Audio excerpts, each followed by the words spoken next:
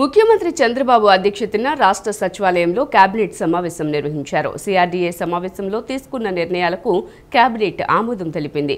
వివిధ సంస్థలకు చెందిన భూ కేటాయింపులు, రాయితీల కల్పనకు కేబినెట్ ఆమోదముద్ర వేసింది. పోలవరం, బనకచెర్లపల్లిపై కేంద్రం నుంచి సానుకూల స్పందన వస్తోందని, ప్రాజెక్టుల నిధుల సమీకరణ జరుగుతోందని సీఎం చంద్రబాబు తెలియజేశారు. ముఖ్యమంత్రి చంద్రబాబు అధ్యక్షతన రాష్ట్ర సచివాలయంలో కేబినెట్ సమావేశం నిర్వహించారు. సమావేశంలో వివిధ అంశాలపై చర్చించారు. సిఆర్డీఏ సమావేశంలో తీసుకున్న నిర్ణయాలకు కేబినెట్ ఆమోదం తెలిపింది. వివిధ సంస్థలకు చేసిన భూ కేటాయింపులు, రాయితీల కల్పనకు కేబినెట్ ఆమోదించింది. రక్షిత నీటి సరఫరాకు శ్రీకాకుళంలో 5.75 కోట్ల వైబిలిటీ గ్యాప్ ఫండ్కు ఆమోదం చెప్పింది. కుప్పంలో 8.22 కోట్లు వైబిలిటీ గ్యాప్ ఫండ్ విడుదలకు ఆమోదం తెలిపింది. సత్ప్రవర్తన కలిగిన ఖైదీల విడుదలకే కేబినెట్ ఆమోదించింది. ఫిబ్రవరి 1, 2025 నాటికి అర్హులైన 17 మంది యావజ్జీవ ఖైదీలకు క్షమాభిక్ష మంజూరుకు నిర్ణయించింది. 248 మంది కానిస్టేబుళ్లకు పదోన్నత కల్పించే ప్రతిపాదనకు ఆమోదం తెలిపింది. వైఎస్ఆర్ జిల్లా పేరును వైఎస్ఆర్ కడప జిల్లాగా మారుస్తూ తెచ్చిన జీవోకు కేబినెట్ ఆమోదముద్ర వేసింది. పోలీస్ అకాడమీకి అదనంగా 94.45 ఎకరాలు ఇచ్చేందుకు కేబినెట్ అంగీకరించింది. మహిళలు రాత్రిపూట కూడా పనిచేసే చట్ట సవరణకు ఆమోదం తెలిపి రాత్రిపూట పనిచేసే మహిళలకు భద్రత, రవాణా సౌకర్యం కల్పించేందుకు నిర్ణయం తీసుకుంది. బెంగళూరులోని ఎం చిన్నస్వామి స్టేడియంలో జరిగిన రాయల్ ఛాలెంజర్స్ బెంగళూరు విజయోత్సవ వేడుకల్లో జరిగిన తొక్కిసలాటలో అనేక మంది ప్రాణాలు కోల్పోవటం నిజంగా దిగ్భ్రాంతికరమైన మరియు హృదయ విదారకమైనదని ఉప ముఖ్యమంత్రి పవన్ కళ్యాణ్ విచారం వ్యక్తం చేశారు. మృతుల్లో పిల్లలు కూడా ఉండటం దానిని మరింత బాధాకరంగా మారుస్తుందన్నారు. ఒక్క వేడుక క్షణం ఇంత వినాశనకరమైన విషాదంగా మారటం చాలా దురదృష్టమన్నారు. మృతుల కుటుంబాలకు నా ప్రగాఢ సానుభూతిని తెలియజేస్తున్నానని తెలిపారు. గాయపడిన వారు త్వరగా కోలుకోవాలని ప్రార్థిస్తున్నట్లు పవన్ కళ్యాణ్ పేర్కొన్నారు.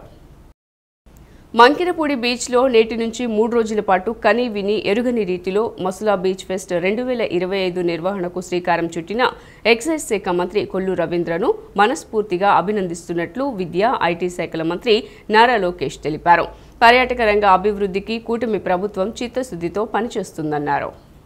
రాష్ట్ర పర్యాటక రంగానికి ఊతమిచ్చేలా మచిలీపట్నం మంగినపూడి బీచ్లో నేటి నుంచి 3 రోజుల పాటు కని విని ఎరుగని రీతిలో మసూలా బీచ్ ఫెస్ట్ 2025 నిర్వహణకు శ్రీకారం చుట్టిన ఎక్సైజ్ శాఖ మంత్రి కొల్లు రవీంద్రను మనస్ఫూర్తిగా అభినందిస్తున్నట్లు విద్యా, ఐటీ శాఖల మంత్రి నారా లోకేష్ తెలిపారు.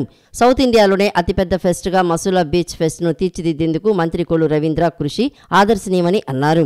పర్యాటక రంగం అభివృద్ధి ద్వారా యువతకు విస్తృతంగా ఉద్యోగం, ఉపాధి అవకాశాలు లభిస్తాయని తెలిపారు.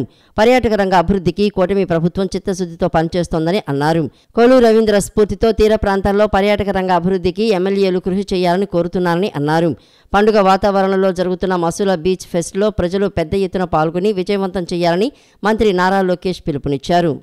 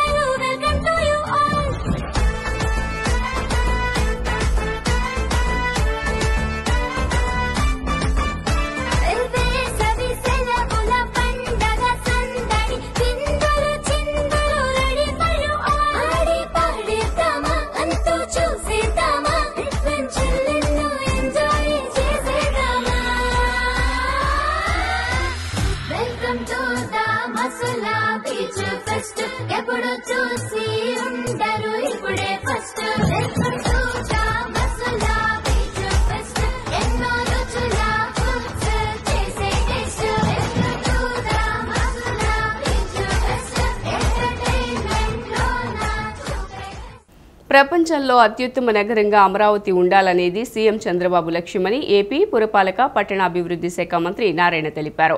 నేడు రాజధాని ప్రాంతం అనంతవరంలో జరిగే వన మహోత్సవంలో భాగంగా సీఎం, డిప్యూటీ సీఎం మొక్కలు నాటనున్నారని పేర్కొన్నారు. ప్రపంచ పర్యావరణ దినోత్సవ వేడుకల్లో భాగంగా రాజధాని అమరావతి ప్రాంతం అనంతవరంలో నిర్వహించే వన మహోత్సవ కార్యక్రమంలో సీఎం చంద్రబాబు, ఉప ముఖ్యమంత్రి పవన్ కళ్యాణ్ పాల్గొని మొక్కలు నాటనున్నారు. సీఎం డిప్యూటీ సీఎం పర్యటన ఏర్పాట్లను ఏపీ పురపాలక పట్టణాభివృద్ధి శాఖ మంత్రి నారాయణ ఎమ్మెల్యే శ్రవణ్ కలిసి ప్రారంభించారు. అనంతరం మంత్రి నారాయణ మీడియాతో మాట్లాడుతూ ప్రపంచంలో అత్యుత్తమ నగరంగా అమరావతి ఉండాలనేది సీఎం చంద్రబాబు లక్ష్యమని అన్నారు. దేశంలో ఎక్కడైనా నిర్మాణాలకు 10% బ్లూ అండ్ గ్రీన్ ఉంటుంది, కానీ అమరావతిలో 30% బ్లూ అండ్ గ్రీన్ ఉండేలా నిర్మిస్తున్నట్లు తెలిపారు. భవిష్యత్తులో కనీసం 2 నుంచి 3 డిగ్రీల ఉష్ణోగ్రతలు తక్కువ ఉండేలా జాగ్రత్తలు తీసుకుంటున్నట్లు చెప్పారు. సింగపూర్, జపాన్తో సంప్రదించి అక్కడి మాదిరిగా మంచి ప్లాంటేషన్ ఉండేలా చూడమని సీఎం ఆదేశించారని నారాయణ పేర్కొన్నారు. ఆయా దేశాల్లో శాస్త్రీయంగా ఉండేలా మొక్కలు నాటుతారని, అదే విధానంలో అమరావతిలో కూడా రకరకాల మొక్కలను శాస్త్రీయ విధానంలో నాటేలా చర్యలు తీసుకుంటున్నట్లు పురపాలక శాఖ మంత్రి నారాయణ వెల్లడించారు. ట్రీ ప్లాంటేషన్ కార్యక్రమాన్ని పెట్టారు. సుమారు 5 కోట్ల ట్రీస్ని ప్లాంటేషన్ చేయాలని ముఖ్యమంత్రి గారు ఆదేశించడం. ఈ నేపథ్యంలో అమరావతి క్యాపిటల్ సిటీలో రేపు ముఖ్యమంత్రి గారు, డిప్యూటీ సీఎం ఇద్దరు యాక్చువల్గా ఈ ట్రీ ప్లాంటేషన్ కార్యక్రమంలో పాల్గొంటున్నారు. ఈ అమరావతి క్యాపిటల్ సిటీని డిజైన్ చేసినప్పుడు ముఖ్యమంత్రి గారు రోజు ఇచ్చిన ఆదేశం ఏంటంటే, వరల్డ్లో one of the best city కావాలి, బిల్డింగ్లు కట్టడం రోడ్లలోనే కాదు, ట్రీ ప్లాంటేషన్ గ్రీన్ అండ్ బ్లూలో నెంబర్ 1గా ఉండాలంటేనే ఈ యొక్క లేఅవుట్లో 30% ఏరియాని గ్రీన్ అండ్ బ్లూ పెట్టాం. కానీ మన కంట్రీలో నేషనల్ స్టాండర్డ్ ఎంతంటే రోడ్లలో గ్రీన్ అండ్ బ్లూ తీసుకుంటే 10%. ఎవరైనా లేఅవుట్కి పర్మిషన్ పెడితే 10% గ్రీన్ అండ్ బ్లూ కుదరాలి. కానీ అమరావతి క్యాపిటల్ సిటీలో 30% ఏరియాని గ్రీన్ అండ్ బ్లూ కుదిరేశారు. అంటే ముఖ్యమంత్రి గారు ఆలోచించారు, ఇక్కడ ఈ ఏరియాలో ఫ్యూచర్లో కనీసం 2-3 డిగ్రీలు టెంపరేచర్ తక్కువ ఉండేటట్టుగా డిజైన్ చేయండి అని. అంతేకాకుండా ట్రీ ప్లాంటేషన్స్ 2 పక్కల వేసే దగ్గర కూడా అనేక రకమైన ప్లాంట్ సైంటిఫిక్గా చేయమన్నారు. జపనీస్ కన్సల్టెంట్ను కాంటాక్ట్ చేసి వాళ్ళు ఎలా చేస్తున్నారో దానికంటే బెటర్గా చేయమన్నారు.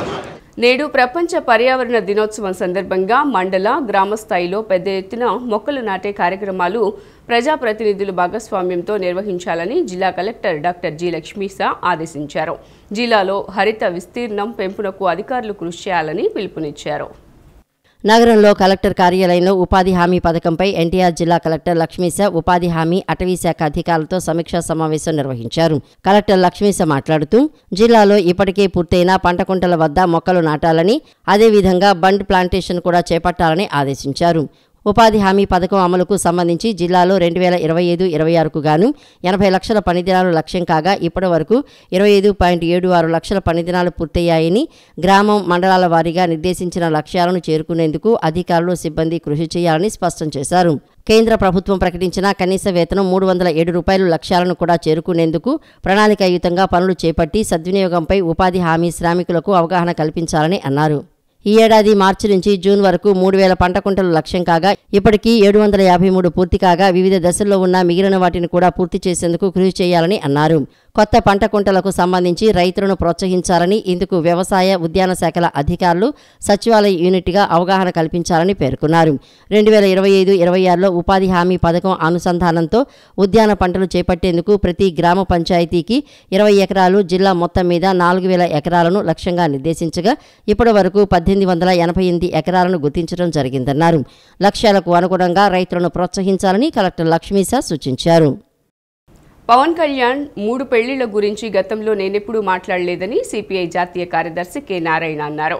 సనాతన ధర్మాన్ని పవన్ కళ్యాణ్ నెత్తికెక్కించుకున్నాకే అరాచకమైన, క్రూరమైన సనాతన ధర్మాన్ని పాటించేవారని, పవన్ కళ్యాణ్తో సహా సమర్థించే ప్రతి ఒక్కరిని శిక్షించాలని డిమాండ్ చేశారు. ఏపీ ఉప ముఖ్యమంత్రి పవన్ కళ్యాణ్పై సిపిఐ జాతీయ కార్యదర్శి కె. నారాయణ ఘాటు వ్యాఖ్యలు చేశారు. 3 పెళ్లిళ్లను గురించి గతంలో నేనెప్పుడూ మాట్లాడలేదని అన్నారు. సనాతన ధర్మాన్ని పవన్ కళ్యాణ్ నెత్తికెక్కించుకున్నాకే అరాచకమైన, క్రూరమైన సనాతన ధర్మాన్ని పాటించేవారిని, పవన్ కళ్యాణ్తో సహా సమర్థించే ప్రతి ఒక్కరిని శిక్షించాలని డిమాండ్ చేశారు. సనాతన ధర్మాన్ని విమర్శించే వారిపై పవన్ కళ్యాణ్ చర్యలు తీసుకోవాలంటున్నారు. కానీ ఆ ధర్మాన్ని సమర్థించే వారిని శిక్షించాలని అని అన్నారు. సనాతన ధర్మం గురించి పవన్ కళ్యాణ్ మాట్లాడిన తర్వాత వ్యాఖ్యలు చేసిన మాట వాస్తవమేనని, సనాతన ధర్మంలో విడాకులు ఉంటాయా అని ప్రశ్నించాలని అన్నారు. వాచస్పతి గరికపాటి నరసింహారావును అడగండి. సనాతన ధర్మాన్ని గురించి ఏం చెబుతారు? సనాతన ధర్మంలో ఒకసారి పెళ్లైన తర్వాత భర్త ఎంత వేధించినా, ఎంత వ్యధవ పనులు చేసినా అతనితోనే కాపురం చేయాలని, చివరికి భర్త చనిపోతే అదే చితిమంటలో భార్యను కూడా తగలబెడతారనేది సారాంశమని నారాయణ అన్నారు. సనాతన ధర్మంలో విడాకులే లేనప్పుడు పవన్ కళ్యాణ్ విడాకులు ఎలా ఇచ్చారని ఆయన పునరుద్ఘాటించారు. సెక్యులరిజాన్ని నాశనం చేసే ఈ సనాతన ధర్మాన్ని పాటించేవారిని శిక్షించాలని, విమర్శించేవారిని కాదని నారాయణ తెలిపారు. 3 పెళ్లి అని చెప్పేసి మాట పెట్టుకుని నా మీద విమర్శిస్తున్నారు. నేను దాని జోలికి పోలే. సనాతన ధర్మంలో విడాకులు ఉంటాయా? నేను అడిగిన ప్రశ్న అది. సనాతన ధర్మంలో విడాకులు లేదు. ఎందుకంటే ఒకసారి పెళ్లి చేసుకున్న తర్వాత భర్త ఎంత వేధించినా, ఎంత ఏడిపించినా, వాడు ఎంత ఏదో పనం చేసినా అతనితోనే కాపురం చేయాలి. భర్తని వ్యతిరేకిస్తే ఆయన పాపానికి పోతారు అని, భర్త చనిపోతే చితిమంటలపైన భార్యని కూడా తగలబెడతారు అనేది దాని సారాంశం. అలాంటి సారాంశం నెత్తికెక్కించుకొని పవన్ కళ్యాణ్ మాట్లాడుతున్నప్పుడు మరి విడాకులే లేనప్పుడు మరి మీరు ముగ్గురికి విడాకులు ఇచ్చారని చెప్పేసి ప్రశ్న నేను ముగ్గురు ఒకసారి పెళ్లి చేసుకొని చెప్పలే. విడాకులు తీసుకుని పెళ్లి చేసుకుని మాట వాస్తవం. అది నాకు ఇప్పుడు తెలుసు. నేను దాని జోలికి ఇప్పుడు పోలే. నేను ఫస్ట్ టైం అంటున్నా. సనాతన ధర్మంలో విడాకులు లేనప్పుడు మరి మీకెందుకు అది వర్తిస్తాను అన్న దాని మీద ఊరికి నా మీద మాట్లాడుతున్నారు. ఇప్పుడు మనం చెప్తున్నాను, అది అరాచకమైనటువంటి సనాతన ధర్మం. అది ఆ ధర్మ వ్యవస్థ మొత్తం వెనక్కి తీసుకెళ్లేటువంటి క్రూరమైనటువంటి చర్య అది. అలాంటి క్రూరమైనటువంటి ఫిలాసఫీని ప్రచారం చేయడం అనేది చాలా ఘోరమేది. ఇప్పుడు చెప్తున్నా, సనాతన ధర్మాన్ని విమర్శించే వాళ్ళని అరెస్ట్ చేయని చెప్పేసి పవన్ కళ్యాణ్ చెప్తున్నాడు. నేను చెప్తున్నా, సనాతన ధర్మాన్ని సమర్థించే వాళ్ళని అరెస్ట్ చేయమని చెప్పేసి చెప్తున్నా. పవన్ కళ్యాణ్ వాళ్ళని అరెస్ట్ చేయాల్సిందే.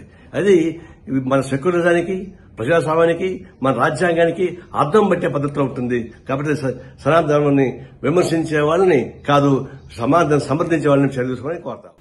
దేశవ్యాప్తంగా ఒకే షిఫ్ట్లో నీట్ పీజీ 2025ను నిర్వహించాలన్న సర్వోన్నత న్యాయస్థానం ఆదేశాల నేపథ్యంలో జూన్ 15న నిర్వహించదలిచిన ఈ పరీక్షను వాయిదా వేయాలని నేషనల్ బోర్డ్ ఆఫ్ ఎగ్జామినేషన్ నిర్ణయించింది. ఆగస్టు 3వ తేదీ ఉదయం 9 గంటల నుంచి మధ్యాహ్నం 12:30 వరకు ఒకే షిఫ్ట్లో పరీక్ష నిర్వహించగలమని సుప్రీంకోర్టుకు నేషనల్ బోర్డ్ ఆఫ్ ఎగ్జామినేషన్ విన్నవించింది. ఆగస్టు 3వ తేదీ ఉదయం 9 గంటల నుంచి మధ్యాహ్నం 12:30 వరకు ఒకే షిఫ్టులో నీట్ పరీక్ష నిర్వహించగలమని సుప్రీంకోర్టుకు national board of examination NBE విన్నవించింది. దేశవ్యాప్తంగా ఒకే షిఫ్ట్లో నీట్ పీజీ 2025ను నిర్వహించాలన్న సర్వోన్నత న్యాయస్థానం ఆదేశాల నేపథ్యంలో జూన్ 15న నిర్వహించదలిచిన ఈ పరీక్షను వాయిదా వేయాలని నేషనల్ బోర్డ్ ఆఫ్ ఎగ్జామినేషన్ నిర్ణయించింది. ఆగస్టు 3వ తేదీన ఒకే షిఫ్ట్లో సుమారు 2.43 లక్షల మంది విద్యార్థులకు పరీక్ష నిర్వహించాలంటే కేంద్రాల సంఖ్యతో పాటు ఇతర మౌలిక సదుపాయాలను భారీగా పెంచాల్సి ఉంటుందని ఎన్బీ పేర్కొంది. ఇందుకు గాను మరింత సమయం కావాలని సుప్రీంకోర్టుకు విజ్ఞప్తి చేసింది. పరీక్ష నిర్వహణకు సాంకేతిక భాగస్వామిగా ఉన్న Tata consultancy services limited August 3వ తేదీన సూచించిందని ఎన్బీఈ వివరించింది. ఆ రోజున ఉదయం 9 గంటల నుంచి మధ్యాహ్నం 12:30 వరకు ఒకే షిఫ్టులో పరీక్ష నిర్వహించగలమని సుప్రీంకోర్టుకు విన్నవించింది. ఏడాది పూర్తయినప్పటికీ ఎన్నికల హామీ ఏ ఒక్కటి కూడా అమలు చేయలేదని నిడమనూరు సర్పంచ్ శీలం రంగారావు అన్నారు. గన్నవరంలో నిర్వహించిన వెన్నుపోటు నిరసన కార్యక్రమంలో మాజీ మంత్రి పేర్ని నానితో కలిసి పాల్గొన్న ఆయన మాట్లాడారు. వైఎస్ జగన్మోహన్ రెడ్డిని అధికారంలో నుండి దింపడానికి గ్లోబల్ ప్రచారాలు చేశారని, జగన్ కన్నా ఎక్కువ పథకాలు ఇస్తానని ప్రజలను మభ్యపెట్టారని మండిపడ్డారు. కూటమి ప్రభుత్వం చేస్తున్న మోసాన్ని ప్రజలు గమనిస్తున్నారని, రాబోయేది వైసీపీ ప్రభుత్వమని ధీమా వ్యక్తం చేశారు. రాష్ట్రంలో జెడ్పీ మున్సిపల్ పాఠశాలల్లో ఉర్దూ మీడియం తీసివేయాలనే నిర్ణయాన్ని రాష్ట్ర ప్రభుత్వం తక్షణమే ఉపసంహరించుకోవాలని బీసీ సంఘం మైనారిటీ రాష్ట్ర అధ్యక్షుడు ఆసిఫ్ డిమాండ్ చేశారు. మైనార్టీ విద్యార్థులకు మొదటి భాషగా ఉన్న ఉర్దూ మీడియం దూరం చేయకుండా తక్షణమే ఉపాధ్యాయులను నియమించి మూసివేసిన ఉర్దూ పాఠశాల పునఃప్రారంభించాలని సీఎం చంద్రబాబు, పవన్ కళ్యాణ్, నారా లోకేష్లను కోరారు. నగరంలోని ఆటోనగర్ బీసీ సంఘం మైనార్టీ రాష్ట్ర అధ్యక్షుడు ఆసిఫ్ పాషా, ఎంపీటీసీ అబ్దుల్ ఖాదర్, అబ్దుల్ వాహిబ్ షేక్ కాజా, అబ్దుల్ బారీ, అబ్దుల్ బాబ్జీ తదితరులు కలిసి విలేకరుల సమావేశాన్ని నిర్వహించారు. రాష్ట్ర అధ్యక్షుడు ఆసిఫ్ పాషా మీడియాతో మాట్లాడుతూ రాష్ట్ర వ్యాప్తంగా 590 ఉర్దూ ఉన్నత పాఠశాలలు ఉండగా కృష్ణా 62, గుంటూరు 110, ప్రకాశం 95, నెల్లూరు, చిత్తూరు 80 ఇలా అన్ని జిల్లాల్లోనూ స్కూల్స్లో ఉర్దూ ఉపాధ్యాయులు లేరని, తక్షణమే ఉర్దూ స్కూళ్లకి అసిస్టెంట్లను నియమించాలని కోరారు. రాష్ట్రంలో విద్యాశాఖలో పనిచేస్తున్న డిఐ షాజతుల్లా డిఓకి తప్పుడు నివేదికలను సమర్పించి ఉర్దూ మీడియాని తీసివేసేందుకు కుట్ర చేస్తున్నారని మండిపడ్డారు. కూటమి ప్రభుత్వం తక్షణమే స్పందించి డిఐ షాజతుల్లాను విధుల నుంచి తొలగించాలని పేర్కొన్నారు. ఉర్దూ ఉపాధ్యాయులు కేవలం ఉర్దూనే బోధించరని, ఇంగ్లీషు, సైన్సు, సోషల్ లాంటి ఇతర భాషల్లో పాఠ్యాంశాలు బోధిస్తారని, ఖాళీగా ఉన్న ఉర్దూ మీడియం పోస్టుల్లో స్కూల్ అసిస్టెంట్స్ను నియమించాలని కోరారు. ముస్లిం మైనార్టీలకు చదువు చెప్పాలన్న ఉర్దూ మీడియం చాలా అవసరమని అన్నారు. FS2, DPS, MPS భర్తీల్లో చాలా లోపాలు ఉన్నాయని ప్రభుత్వం స్పందించి చర్యలు తీసుకోవాలన్నారు. కొత్తగా భర్తీ చేస్తున్న ఉపాధ్యాయ పోస్టుల్లో ఉర్దూ ఉపాధ్యాయులను నియమించాలని బీసీ సంఘం మైనార్టీ రాష్ట్ర అధ్యక్షుడు ఆసిఫ్ పాషా ప్రభుత్వాన్ని డిమాండ్ చేశారు. ఇవాళ ఉర్దూలో 590 స్కూళ్ళు ఉంటే హై స్కూళ్ళు, అందులో మన కృష్ణా జిల్లాకి 62 స్కూళ్ళు ఉన్నాయి. వాటికి ఉర్దూ టీచర్ లేడు, కనబడతలేదా? అలాగే గుంటూరుకి 110 స్కూళ్ళు ఉన్నాయి హై స్కూళ్ళు, ఉర్దూ లేదు, ఉర్దూ ఉపాధ్యాయులు లేరు, వాళ్ళని నియమించలేదు. అలాగే ప్రకాశం జిల్లాలో 98 స్కూళ్ళు ఉన్నాయి, 95 స్కూళ్ళకు కూడా ఉర్దూ టీచర్ లేడు. ఉర్దూ ఉపాధ్యాయుల్ని పెట్టాల్సిన అవసరం ఉందా లేదా? ఎంతమంది ఉర్దూ ఉపాధ్యాయులు ఉన్నారు, ఎంతమంది ఉర్దూ ఉపాధ్యాయులు లేరు, వీటిని కూడా డిఐ గారు, ఆయన పేరు షాదతుల్లా గారు, ఆయన తప్పుడు సమాచారాల్ని డిఓ గారికి ఇచ్చి ఈరోజు ఉర్దూని తొట్టుముట్టించడానికి కారణం కూడా ఆయన ఒక పాత్ర పోషించారు. ఇక్కడ ఒకటే చెప్తున్నాం, రాష్ట్రంలో ప్రతి స్కూల్లో కూడా ఉర్దూ అనేది మా మాతృభాష, మొదటి భాషగా మాకు ఉర్దూ టీచర్ని నియమించాలి. సిటీ న్యూస్ ఇంతటితో సమాప్తం. తిరిగి వార్తల్లో మళ్ళీ కలుద్దాం. అంతవరకు సెలవు. నమస్కారం.